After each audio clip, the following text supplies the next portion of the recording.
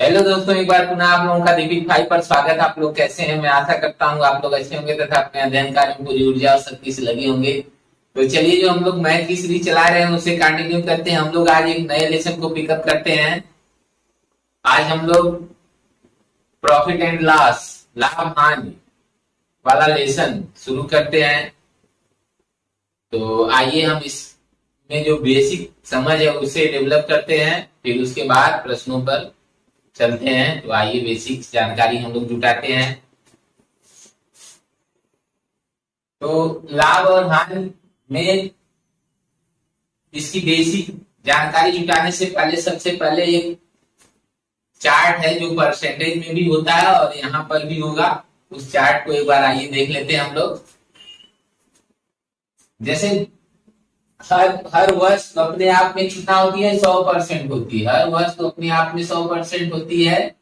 अर्थात एक पूरी वर्ष तो वो अपने आप में 100% होती है। अगर उस वर्ष का आधा कर दें तो ये जो परसेंटेज है ये भी आधा हो जाएगा, अर्थात 50% वस्त हो जाएगी। जब हम उस वस्त का एक तिहाई कर देते हैं, 1/3 कर दें, तो परसेंटेज भी 1/3 हो जाएगा, आ जाएगा 33 सही 1/3% या 33.33%। 1/4 करेंगे तो 1/4 का जो मान होगा वह 25% आएगा। 1/5 20% के बराबर होता है। 1/6 16 सही 2/3% या दशमलव में कहेंगे तो 16.66% के बराबर होता है। 1/7 14 सही 2/7% या 14.28% के बराबर होता है। 1/8 12 सही 1/2% या 12.5% के बराबर होता है। 1/9 11 सही 1/9% या 11.11% के बराबर होता है। 1/10 10% के बराबर होता है। 1/11 9 सही 1/11% या 9.09% के बराबर होता है। 1/12 1/12 8 सही 1/3% या 8.33% के बराबर होता है। 1/13 7 सही 9/13% या 7.69% के बराबर होता है। 1/14 7 सही 1/7% या 7.14% के बराबर होता है। 1/15 6 सही 2/3% या इसको कह सकते हैं 6.66% के बराबर होता है। 1/16 1/16 देखते हैं 1/16 किसके बराबर होगा? 6 सही 1/4% या 6.25% के बराबर होता है। 1/20 किसके बराबर होगा? 5% के बराबर होगा। 5% के बराबर होगा। चलिए इसको यहां लिख देते हैं। 1/20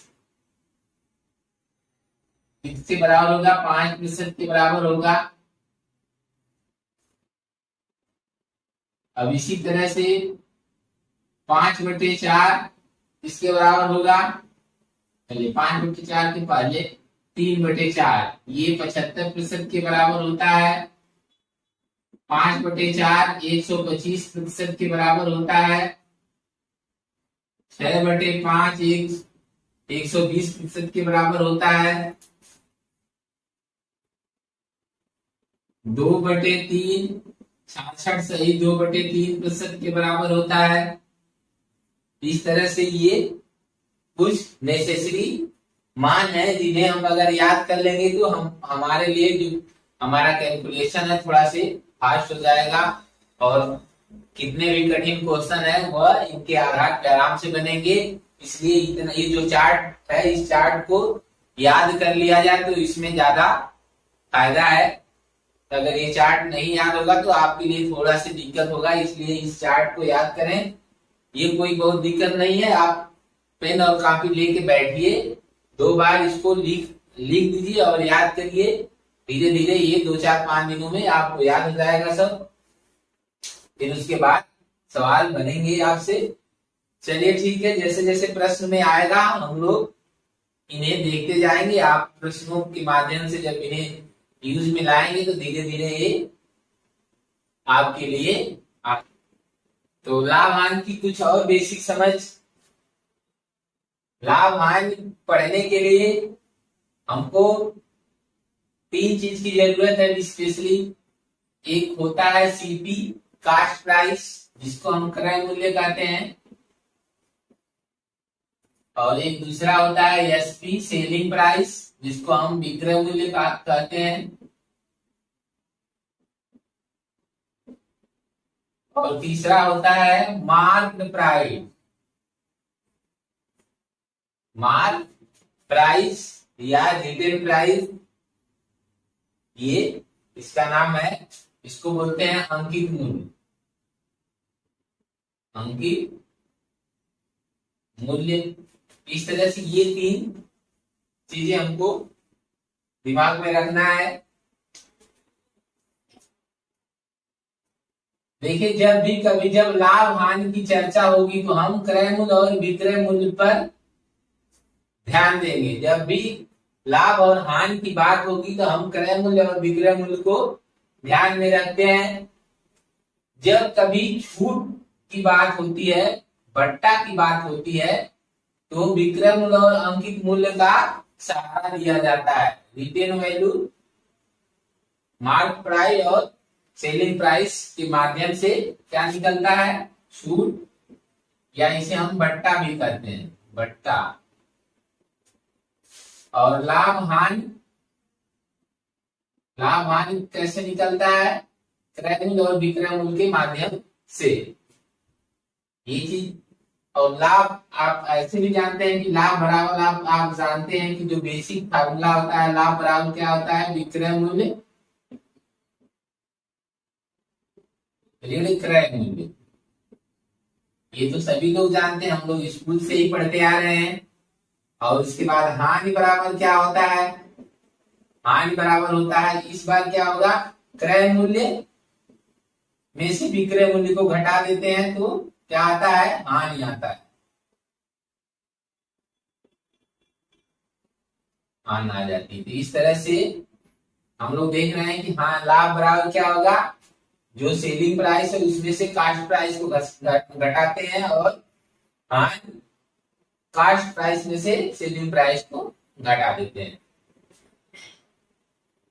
ठीक है, इस तरह से ये कुछ बेसिक है। अगर आपको प्रतिशत लाभ की चर्चा करता है तो प्रतिशत लाभ की अगर बात करेगा, प्रतिशत लाभ बराबर क्या होता है, तो होता है लाभ गुणे 100 बटे क्रय मूल्य, क्रय मूल्य। इसी तरह से अगर हानि की बात करेगा, हानि प्रतिशत हानि बराबर क्या होगा, तो हानि गुणे 100 बटे क्रय मूल्य। ये चीज हमको इतना रखना है कि हानि बराबर क्या होता है, क्रय मूल्य में से विक्रय मूल्य घटा देंगे। लाभ बराबर क्या होगा, विक्रय मूल्य में से क्रय मूल्य घटा देंगे। प्रतिशत लाभ बराबर क्या होगा, लाभ गुणे 100 बटे क्रय मूल्य। जितना का लाभ हो रहा है उसको क्रय मूल्य के सापेक्ष प्रतिशत में बदल देंगे। हानि भी उसी तरह, हानि गुणे 100 बटे क्रय मूल्य होता है। ठीक है, तो इस तरह से ये बेसिक जानकारी है, इसे हमको ध्यान में रखना है। आइए अब हम लोग प्रश्नों पे चलते हैं। किसी पुस्तक विक्रेता ने 500 पाठ्य पुस्तकें 20,000 रुपये में खरीदी, वह उन्हें ऐसे लाभ पर बेचना चाहता है ताकि उसे 50 पुस्तकें निःशुल्क पढ़े। उसे कितने प्रतिशत लाभ पर अपनी पुस्तकें बेचनी चाहिए? कितने प्रतिशत लाभ पर अपनी पुस्तकें बेचनी चाहिए? तो चलिए इसे हम लोग सॉल्व करते हैं। तो एक पुस्तक विक्रेता है 500 पाठ्य पुस्तकों को क्या करता है, 20,000 रुपये में खरीदता है। 20,000 रुपये में खरीदता है, 500 पाठ्य पुस्तकें कह रहा है वह किस लाभ पर बेचे ताकि उसे 50 पुस्तकें निःशुल्क पढ़े। अर्थात 50 पुस्तकें उसको फ्री में, ऐसा लगे कि फ्री में मिल रही है, तो कितना लाभ पर बेचना चाहिए। तो 500 पुस्तकों का लाभ वह लेना चाह रहा है, कितनी पुस्तकों पर, सॉरी 50 पुस्तकों का लाभ लेना, 50 पुस्तकों का लाभ लेना चाह रहा है वह कितनी पुस्तकों पे, 500 पुस्तकों पर। तो क्या देंगे, 500 में से 50 का लाभ लेना चाह रहा है, इसे प्रतिशत में बदल देना है क्योंकि प्रतिशत लाभ पूछ रहा है। 100 से गुणा कर देंगे, अब इसको हम काट देंगे, हमारा आंसर आ जाएगा 0 0 काट देंगे, 5 से इसको काटेंगे 10 आ जाएगा, 10 से इसको काटेंगे ये 10% आ जाएगा। कितना आ जाएगा, 10%। अर्थात वह 10% के लाभ पर अगर बेचे तो उसे 50 पुस्तकें निःशुल्क पढ़ेंगी। ठीक है, तो करना क्या है, 50 बटे 500 गुणे 100 कर देना है, हमारा आंसर आ जाएगा। किसी वस्तु का क्रय मूल्य 16,000 रुपया है, इसे कितने रुपए में बेचा जाए ताकि 25% का लाभ हो, ताकि 25% का लाभ हो। तो चलिए हम लोग देखते हैं, ऑप्शन है 20,000, 40,000, 60,000, 30,000, ऐसे चार ऑप्शन है। चलिए हम लोग इसे सॉल्व करते हैं। तो किसी वस्तु का जो क्रय मूल्य है वह 16,000 है, 25% का लाभ लेना है तो कितने में बेचा जाएगा। तो ध्यान दिया जाए कि 16,000 रुपया इसका क्या है, कास्ट प्राइस है, और इससे हमको 25% का लाभ लेना है। 25% का लाभ लेने का मतलब, 25% का लाभ का मतलब समझ लीजिए, 25% का लाभ का मतलब ये है, इसकी जो प्रोडक्शन वैल्यू है वह 1/4 होगा। अर्थात ये नीचे वाला जो होता है, ये नीचे वाला होता है कास्ट प्राइस, क्रय मूल्य। नीचे वाला क्या होता है, क्रय मूल्य होता है, और ऊपर ये लाभ या हानि होता है। ऊपर क्या होता है, ये जो अंश होता है लाभ या हानि को बताता है, और ये जो हर है ये बताता है सीपी या कास्ट प्राइस को बताता है। तो यहाँ पे अब इसका मतलब कोई वस्तु जो 4 रुपये की है, 4 रुपये की कोई वस्तु है, इसी वस्तु का सीपी 4 है,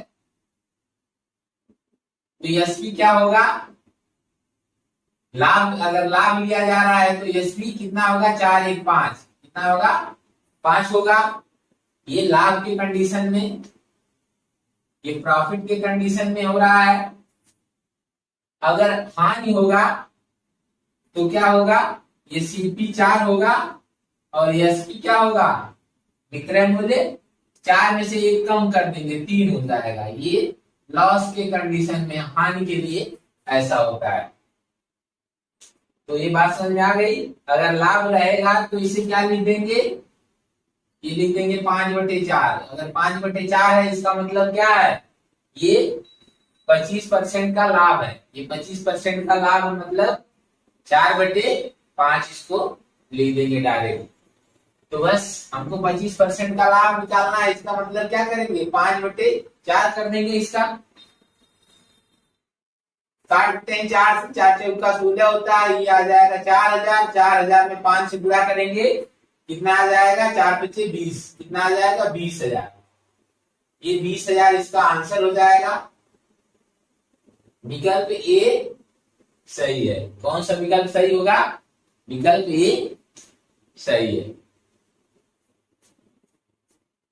इसे और भी तरह से लगाया जा सकता है। इसे और तरीके से कैसे लगाया जा सकता है?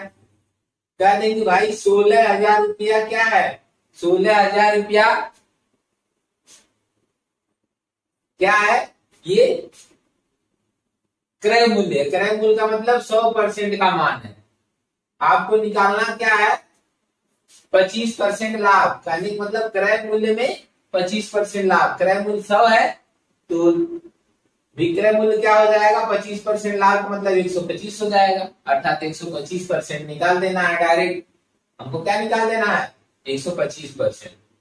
इसको ऐसे भी कह सकते हैं कि 16,000 का 25% लाभ का मतलब 125% निकाल दें।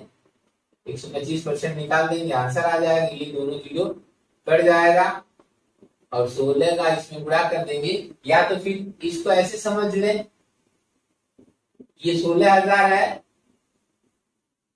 और फिर ये 100 है। इसको हम काटते हैं 25 पचे 125, 25 चौका 100। देखिए अब आ गया ना, ये 5/4 5/4 आ गया। अब इससे काट देंगे, ये आ जाएगा 4,000 और ये 5 का गुणा कर देंगे, आ जाएगा 20,000। आंसर आ जाएगा। ठीक है, 20,000 आंसर आ जाएगा। इस तरह से भी सॉल्व हो जाएगा। एक और तरीका हो सकता है कि हम 16,000 रुपये का 25% निकालें। 16,000 का हम क्या निकाल लें? 25% निकालें। 16,000 का 25% कितना आ जाएगा? आ जाएगा, ये देखिए 25 से कम 25, 25 से का 100 आ जाएगा 4। ये आ जाएगा 4,000 आएगा। कितना आएगा? 4,000 आ जाएगा। कितना आएगा? 4,000। इसका आएगा 25%। अब 16,000 में ये 25% लाभ मिला है तो कितना मिल गया? 4,000 रुपया लाभ मिला। क्रय मूल्य 16,000 था। अब 16,000 में हम 4,000 ऐड कर देंगे तो आ जाएगा कितना? 20,000। इस तरह से भी आंसर हो जाएगा।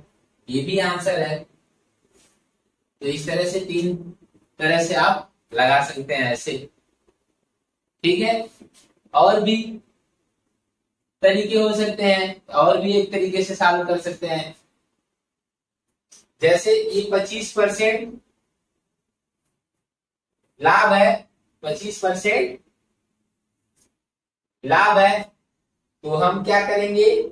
इसको हम क्या लिखते हैं? ये 25% लाभ है तो इसको हम लिख देंगे 5/4। अर्थात विक्रय मूल्य 5 होगा तो क्रय मूल्य 4 होगा।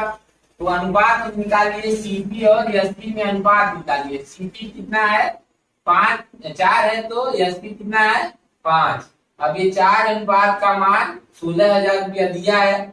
4 अनुपात का मान, तो 1 अनुपात का मान कितना आ जाएगा? 1 अनुपात का मान आ जाएगा 4,000। आपको 5 अनुपात का मान निकालना है तो 5 अनुपात का मान क्या हो जाएगा? 4,000 पूरे 5 बराबर आ जाएगा 20,000। ऐसे भी अनुपात में चेंज करके भी सॉल्व कर सकते हैं इसे।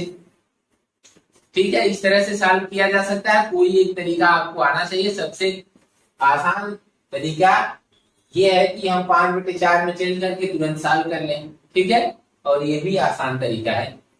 ठीक है, ओके। अगला क्वेश्चन, किसी वस्तु का क्रय मूल्य 24,000 रुपया है। इस पर 23.33% का लाभ लिया जाए तो विक्रय मूल्य क्या होगा? विक्रय मूल्य क्या होगा? किसी वस्तु का क्रय मूल्य 24,000 रुपया है। इस पर 23.33% का लाभ लिया जाए तो विक्रय मूल्य क्या होगा? तो विक्रय मूल्य बताना है। चलिए देखते हैं। जो सीपी है वो कितना है? 24,000 रुपया। क्रय मूल्य कितना है? 24,000 रुपया है। लाभ कितना लेना है? 23.33% का लाभ लेना है। अब 23.33% को हम लोग फ्रैक्शन में बदल लें, इसका भिन्नात्मक मान निकालें तो इसको हम सॉल्व करेंगे तो इसको हम लिख सकते हैं 23.33 को हम लिख सकते हैं 20% प्लस 3.33%। अब हम इसको इसका मान देखेंगे तो इसका मान कितना होगा, 1/5 होगा। और इसका मान निकाले तो इसको हम देखें, इसको हम लिख सकते हैं, इसको हम लिख सकते हैं, ये दशमलव इधर लाए तो ऐसे लिख सकते हैं, बटे 10 लिख देंगे। दशमलव इधर कर दें तो बटे नीचे बटे 10 करना पड़ेगा। अब इसका मान हम लोग जानते हैं, इसका मान कितना होता है, इसका मान होता है 1/3 और इसमें 10 से गुणा कर देंगे तो आ जाएगा मान 1/30। अर्थात ये जो इसकी जो वैल्यू है इसका मान कितना आ जाएगा, 1/30। अब इन दोनों को हम लोग ऐड कर देते हैं, एलसीएम लेंगे 30 मिलेगा, यहाँ 5 से डिवाइड करेंगे तो 6 आएगा, तो यहाँ हो जाएगा 6, यहाँ डिवाइड करेंगे तो 1 आ जाएगा। कितना हो जाएगा, इसका जो मान आएगा 7/30 आएगा। कितना आ गया, 7/30, 7/30 इसका मान आया।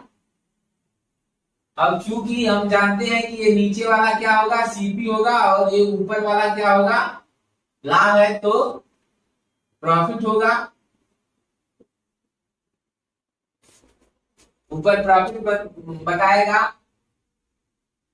तो अब हम क्या करेंगे, अब हम लोग देख रहे हैं ये प्रॉफिट को बताता है कि इतना परसेंट, अर्थात 30 भाग करके अगर 7 भाग लेंगे, 30 भाग वस्तु करके 7 भाग लेंगे तो 7 भाग क्या होगा, 25% होगा। 7 भाग क्या हो जाएगा, यहाँ पे 25%, नहीं सॉरी 25 नहीं, 23.33% होगा 7 भाग। तो लाभ लेना है तो हम क्या करते हैं, इन दोनों को जोड़ देंगे, आ जाएगा 37/30। कितना हो जाएगा, 37/30 हो जाएगा। अब हम 37/30 से इसमें गुणा कर देंगे, सीपी में 24,000 में हम 37/30 कर देंगे, 30 से काटेंगे, ये 0 कट जाएगा, 3 से काटेंगे, 3 × 24 होता है, आ जाएगा 800 × 37। अब 8 का गुणा कर लेते हैं, 8 से 56 को 6 हो जाएगा, 85 का 8 × 3 = 24, 24 × 5 = 29, और ये 2 0 आ जाएगा 29,600। कितना आंसर आएगा, 29,600 आंसर आ जाएगा। ठीक है, इस तरह से ये प्रश्न ऐसे था, ऐसे हम लोग सॉल्व कर लेंगे। कोई समस्या,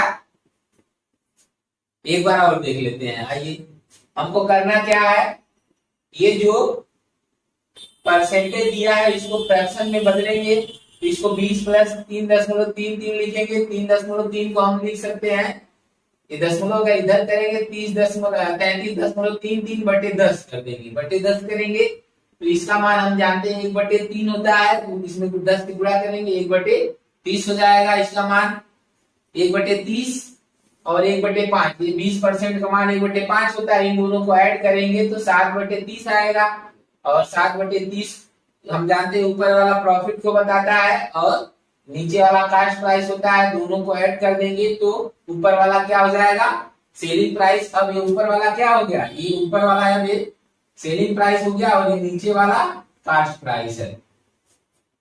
ठीक है, ये अब ये 37 में 37/30 में 37 क्या है, सेलिंग प्राइस, इसी पे हम 37 पे बेचेंगे, यानी ऊपर क्या है, सेलिंग प्राइस है और नीचे कास्ट प्राइस है।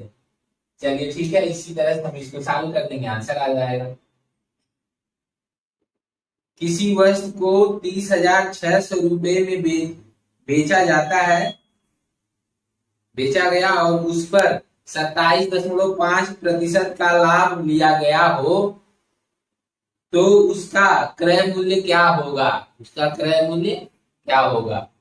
तो ध्यान देना है, वस्तु को 30,600 रुपए में बेचा गया है, अर्थात ये क्या है, एसपी है, सेलिंग प्राइस इसका दे रखा है, और कास्ट प्राइस पूछ रहा है, कास्ट प्राइस पूछ रहा है, और लाभ कितने का लिया गया है, 27.5% का लाभ लिया गया है। तो इसको हम लोग लिख सकते हैं 25% प्लस 2.5%, इसे लिख सकते हैं। और फिर ये हम जानते हैं इसका मान कितना होता है, 1/4 होता है। और इसको हम क्या लिख सकते हैं, इसको हम ऐसे लिख देंगे 25% बटे 10 लिख देंगे। तो 25% का मान 1/4 और 10 से गुणा कर देंगे तो 1/40 हो जाएगा। इसका मान 1/4 है, 1/4 में 10 से गुणा कर देंगे, 1/4 ये नीचे 10 से गुणा कर देंगे तो 1/40 आ जाएगा। ये तो 1/40 हो जाएगा 2.5 का मान। अब दोनों को हम ऐड कर देते हैं तो एलसीएम 40 मिलेगा। यहाँ 4 से डिवाइड करेंगे 10 आएगा, तो 40 से 40 को डिवाइड करेंगे 1 आएगा, आ जाएगा 11/40। 11/40 आ गया। तो हम देख रहे हैं कि ये जो है ये क्या है, प्रॉफिट है। और ये क्या है, ये सीपी है। तो हमने जब जानते हैं कि ऊपर वाला प्रॉफिट है और ये नीचे सीपी है, तो एसपी निकालेंगे तो क्या करेंगे, इन दोनों को ऐड कर देंगे। तो एसपी क्या हो जाएगा, 11 और 40 आपस में जोड़ेंगे 51 हो जाएगा। कितना हो जाएगा, एसपी 51 हो गया। तो हम जानते हैं कि ये भी एसपी दिया है, ये क्या है, एसपी दिया है। जब एसपी ये दिया है तो अगर जब एसपी दिया है तो नीचे हम एसपी रखते हैं और ऊपर क्या रखते हैं, जो निकालना है, जो सीपी निकालना है सीपी को रखेंगे। सीपी का मान कितना है, 40 है, 40 ऊपर रख देंगे। इसके पहले वाले सवाल में क्रय मूल्य दिया था, सीपी देता था तो नीचे सीपी रखते थे और ऊपर एसपी रखे थे। लेकिन इस बार विक्रय मूल्य दिया है तो नीचे विक्रय मूल्य रखेंगे, ऊपर क्रय मूल्य रखेंगे। तो यहाँ देख रहे हैं विक्रय मूल्य 51 है, क्रय मूल्य 40 है, तो रख देंगे। क्योंकि ये क्या है, ये विक्रय मूल्य है तो नीचे भी विक्रय मूल्य रहेगा, ऊपर क्रय मूल्य रहेगा। काट देते हैं, 51 से काटेंगे, 51 से कटेगा ये 6 बार में, 5 छक्का 30, 1 छक्का 6 आ जाएगा। ये 2 जीरो बढ़ जाएगा, 600 हो जाएगा। 600 में हम 40 से मल्टीप्लाई कर देंगे तो 6 चौका 24, 24 के आगे 3 जीरो हो जाएगा, आ जाएगा 24,000 आंसर हो जाएगा। ये क्या होगा, ये सीपी आ जाएगा, वस्तु का क्रय मूल्य आ जाएगा 24,000 रुपये। ठीक है, तो 24,000 रुपये क्रय मूल्य आ गया। किसी वस्तु को 36,000 रुपये में बेचा गया और 12.5% का लाभ कमाया गया, उस वस्तु का क्रय मूल्य बताइए। किसी वस्तु को 36,000 रुपये में बेचा गया और 12.5% का लाभ कमाया गया, उस वस्तु का क्रय मूल्य बताइए। तो एसपी विक्रय मूल्य दे रखा है, कितना है, 36,000 रुपया। 36,000 रुपये में बेचा जाता है और लाभ कितना कमाया जाता है, 12.5% का लाभ कमाया जाता है। 12.5% का मतलब 1/8, 1/8, 1/8 में ये क्या है, ये सीपी होगा और ये क्या है, प्रॉफिट होगा। तो यहां से हम लोग सीपी और एसपी को बना लेते हैं। सीपी 8 है तो एसपी कितना होगा, 8 है 9, कितना होगा, 9 हो जाएगा। अब हम ध्यान दें यहाँ पे कि ये जो 36,000 क्या है, ये एसपी है, तो नीचे हम एसपी रख देंगे और ऊपर क्या रखेंगे, कास्ट प्राइस 8 रख देंगे। अब 9 से काटेंगे, 9 चौका 36 आ जाएगा, कितना, 4,000। और 4,000 में 8 से गुणा करेंगे, 8 चौको 32, कितना आ जाएगा, 32,000 आंसर आ जाएगा। ये कास्ट प्राइस वस्तु का कितना है, 32,000 कास्ट प्राइस है। ठीक है, ओके। अगला क्वेश्चन हम लोग देखते हैं।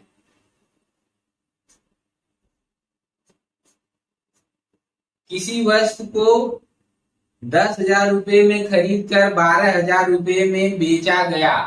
किसी वस्तु को 10,000 रुपये में खरीद कर 12,000 रुपये में बेचा गया, लाभ प्रतिशत ज्ञात करो। लाभ प्रतिशत ज्ञात करो। तो किसी वस्तु को 10,000 रुपये में खरीदा गया, अर्थात सीपी दिया है कितना 10,000 रुपया, और बेचा गया एसपी जो दिया है वो 12,000 रुपया दिया है, और लाभ का प्रतिशत बताना है। तो अब हम क्या, क्योंकि लाभ हो रहा है 10,000 की वस्तु खरीद कर 12,000 में बेच रहे हैं तो लाभ हो रहा है, तो जो प्रॉफिट है, प्रॉफिट कितना होगी 12,000 रुपये में से हम क्या करेंगे 10,000 रुपया माइनस कर देंगे, तो आ जाएगा हमारा प्रॉफिट 2,000 रुपया हो गया। 2,000 प्रॉफिट कितने रुपए हो रही है, 10,000 रुपये की लागत लगा रहे हैं, 2,000 की प्रॉफिट हो जाएगी। इसको प्रतिशत में बदल दें, प्रतिशत प्रॉफिट निकाल लें, प्रतिशत लाभ निकालेंगे तो क्या हो जाएगा, प्रतिशत लाभ बराबर हो जाएगा 2,000, ऊपर रहेगा प्रॉफिट ऊपर, मैंने फार्मूला बताया शुरू में ही कि प्रतिशत लाभ बराबर होगा लाभ गुणे 100 बटे क्रय मूल्य। तो लाभ कितना है 2,000 का कितने पे है 10,000, एक क्रय मूल्य नीचे रहेगा, प्रतिशत में बदलना है तो 100 से मल्टीप्लाई कर देते हैं। अब हम काट देते हैं, ये देखिए 2 जीरो 3 जीरो ऊपर से कट जाएगा, 2 से काटेंगे 5 आ जाएगा, 5 से इसको काटेंगे ये आ जाएगा 20। तो प्रॉफिट कितना हो गया 20% का, प्रॉफिट कितना हो जाएगा 20% का प्रॉफिट होगा। लाभ का प्रतिशत कितना आ जाएगा 20%, आंसर आ जाएगा। ठीक है, नेक्स्ट क्वेश्चन, किसी वस्तु को 12,000 रुपए में खरीद कर 13,800 रुपए में बेचा गया, किसी वस्तु को 12,000 रुपए में खरीद कर 13,800 रुपए में बेचा गया, लाभ या हानि प्रतिशत ज्ञात करें, लाभ या हानि प्रतिशत ज्ञात करें। तो चलिए हम लोग इसे चालू करते हैं।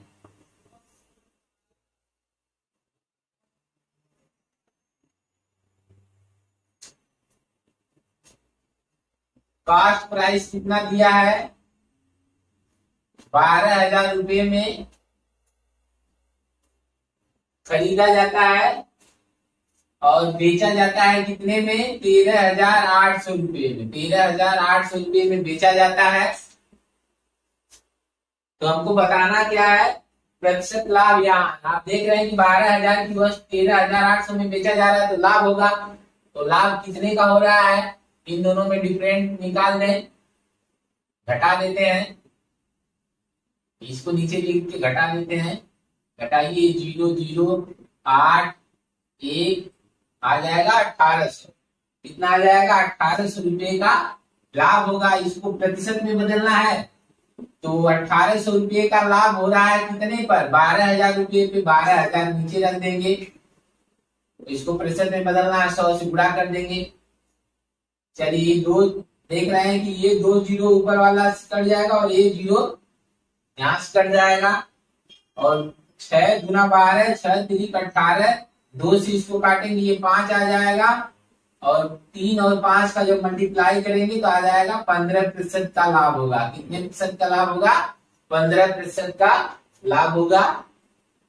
ठीक है, इस तरह से ये क्वेश्चन सॉल्व होता है। नेक्स्ट क्वेश्चन को देखा जाता है, बहुत ही इजी क्वेश्चन है लेकिन हम बेस मजबूत कर रहे हैं। बेस जब हमारा मजबूत हो जाएगा तो हम उस पे आराम से बड़े बड़े प्रश्नों को सॉल्व कर लेंगे, कोई दिक्कत नहीं होगा। हम लोग अपना पहले बेसिक्स को मजबूत करें, बेस मजबूत हो जाएगा तो फिर हम आगे चलने में कोई हमको समस्या नहीं होगा। ठीक है, अगला क्वेश्चन हम लोग देखते हैं। राम एक घड़ी 10,000 रुपये में खरीदता है और उसे 10% लाभ पर श्याम को बेच देता है। श्याम उस घड़ी को 9.1/11% लाभ पर मोहन को बेच देता है। रोहन को 1/5 हानि पर बेच देता है। रोहन अंत में घड़ी कितने रुपए में खरीदता है, ये प्रश्न है, इसे बताना है। तो चलिए हम लोग इसे सॉल्व करते हैं। तो राम है, राम क्या करता है, एक घड़ी खरीदता है 10,000 रुपये में, कितने लाभ पर बेचता है 10% लाभ पर 10% लाभ पर ये क्या करता है, 10% का मतलब 1/10। श्याम को बेचता है, श्याम क्या करता है, 9 सही 1/11% लाभ पर। इसको हम जब बदलेंगे तो 1/11 आएगा। 1/11, 9 9 सही 1/11% का मान 1/11 होता है, 10% का मान 1/10 होता है, और 1/5 ये तो ऑलरेडी भिन्न में दिया ही है। तो हम यहां से देख रहे हैं कि ये हमारा सीपी हो गया, और ये क्या है, प्रॉफिट है। तो यहां से हम एसपी निकालेंगे, तो एसपी क्या होगा, 10 में 1 जोड़ेंगे, 11/10 हो जाएगा। यहाँ भी ये कॉस्ट है, ये प्रॉफिट है, तो ये हो जाएगा 12/11 हो जाएगा। यहाँ पे ये क्या है, ये हानि है, तो ये हो जाएगा 4/5। 5 में से 1 घटा देंगे, 5 में से 1 घटा के लिखेंगे, क्योंकि ये एक यहाँ पे हानि है और 5 क्या है, कॉस्ट प्राइस है, और यहाँ पे ये लॉस है। तो सेलिंग प्राइस क्या हो जाएगा, कॉस्ट प्राइस में से हम क्या करेंगे, हानि को घटा देंगे, 4/5 हो जाएगा। तो इस तरह से हम लोग देख रहे हैं कि राम क्या करता है, 10,000 की जब घड़ी खरीदता है तो वह बेचेगा कितना पे, 11/10 पर, अर्थात 10 रुपये की घड़ी 11 रुपया में बेचेगा। 10 रुपये की घड़ी को 11 रुपया में बेचेगा, 10% लाभ तभी तो होगा। फिर क्या करेगा श्याम,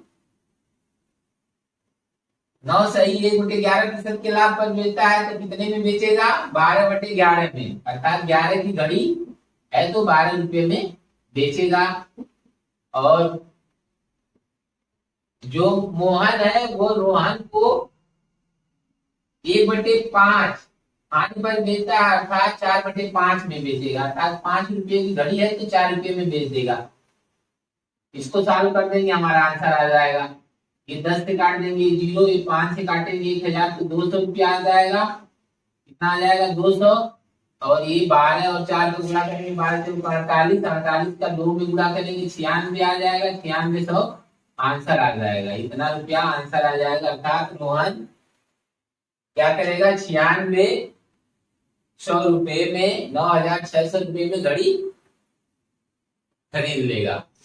एक व्यापारी 2,50,000 रुपये में कुछ वस्तुएं खरीदता है, इसमें से 3/4 भाग 16% लाभ पर बेच देता है, तो शेष को कितने प्रतिशत लाभ पर बेचे जिससे कि कुल 14% का लाभ हो। तो इस प्रश्न को आइए देखते हैं हम लोग। प्रश्न है कि 2.5 लाख रुपए में एक व्यापारी कुछ वस्तुएं खरीदता है, उसमें से 3/4 वस्तुओं को 16% लाभ पर बेचता है, शेष को अब कितने प्रतिशत लाभ पर बेचे ताकि कुल 14% का लाभ हो। तो आइए हम लोग इसे देखते हैं। तो यहाँ पे जो 2.5 लाख रुपया दिया है, 2.5 लाख रुपया दिया है, इस रुपये से कोई मतलब नहीं है, इसका प्रयोग हम लोग नहीं करेंगे। हम लोग बिना इसके प्रयोग के ही प्रश्न को सॉल्व करेंगे। हम लोग देख रहे हैं कि 3/4 वस्तु बेचता है 16% लाभ पर।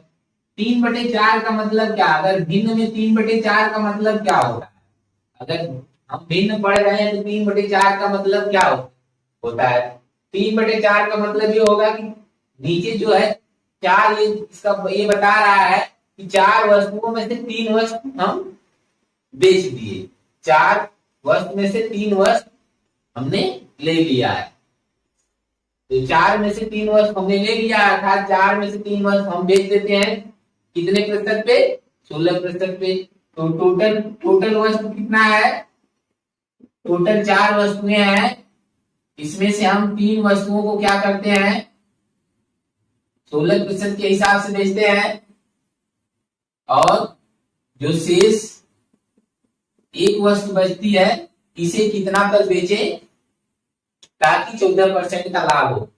तो 14% का लाभ लेना, अर्थात प्रत्येक वस्तु पे 14, प्रत्येक वस्तु पे 14 का लाभ लेना है। 14%, प्रत्येक वस्तु को कम से कम 14% पे बेचना ही पड़ेगा, तभी तो हमें 14% का लाभ होगा।